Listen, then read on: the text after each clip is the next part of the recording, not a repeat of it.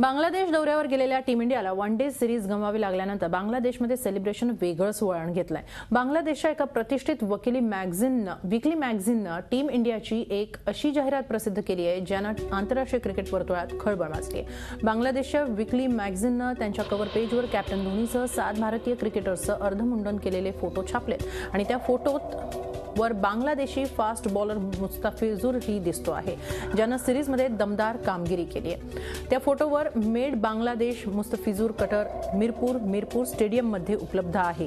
आम्ही तो वापरला आहे, तुम्ही वापरा असा संदेशही लिहिण्यात आलाय। पहिल्यांदाच भारताविरुद्ध सिरीज विजयाची नोंद केल्यानं बांगलादेश वासियांना विजयाचा उन्माद चढलाय आणि त्याचीच परिणिती म्हणून बांगलादेशमध्ये असं पोस्टर छापण्याचं धाडस झालं। बांगलादेशच्या या जाहिरातीवर भारतीय क्रिकेट बोर्डानं तीव्र आक्षेप नोंदवलाय।